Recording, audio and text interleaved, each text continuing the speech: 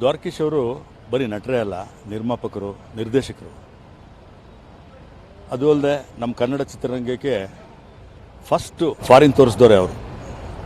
ಸಿಂಗಪೂರಲ್ಲಿ ರಾಜಕುಳ, ಆಫ್ರಿಕಾದಲ್ಲಿ ಶೀಲಾ ಇವೆಲ್ಲ ಚಿತ್ರ ಮಾಡಿ ಕನ್ನಡ ಒಂದೇ ಅಲ್ಲ, ತಮಿಳು, ತೆಲುಗು, ಹಿಂದಿ ಆ ಚಿತ್ರಗಳೆಲ್ಲ ಮಾಡಿ ಅಲ್ಲೆಲ್ಲ ಶತದಿನೋತ್ಸವವನ್ನು ಆಚರಿಸಿ ಅಲ್ಲಿ ಒಳ್ಳೆ ಅವ್ರ ಬಾಯಲ್ಲೆಲ್ಲ ಒಳ್ಳೆ ಪ್ರೊಡ್ಯೂಸರಪ್ಪ ಕನ್ನಡದವರು, ದ್ವಾರಕೀಶ್ ಚಿತ್ರ, ದ್ವಾರಕೀಶ್ ಅಂತ ಅಂದರೆ ಒಳ್ಳೆ ಪೇ ಮಾಸ್ಟರು ಅಂತ ಒಳ್ಳೆ ಹೆಸರು ತಗೊಂಡಂಥ ನಮ್ಮ ದ್ವಾರಕೀಶ್ ಅವರು ಅಂತಂದರೆ ಹೇಳ್ಕೊಳ್ಳೋಕ್ಕೆ ನನಗೆ ಖುಷಿ, ಸಂತೋಷ ಆಗುತ್ತೆ.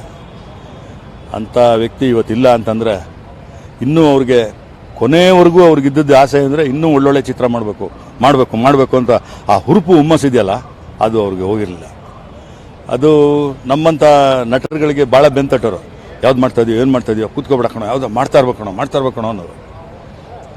ಆದರೆ ಅಂಥ ಒಳ್ಳೆ ಬೆಂತಟ್ಟೋವಂಥವ್ರು ಅಂತ ನಮಗೆ ಪ್ರೋತ್ಸಾಹ ಕೊಟ್ಟೋ, ಎನ್ಕರೇಜ್ ಕೊಡೋವಂಥ ಒಬ್ಬ ನಟ ನಿರ್ಮಾಪಕರು ಇವತ್ತಿಲ್ಲ ಅಂದರೆ ಭಾಳ ದುಃಖ ಆಗುತ್ತೆ.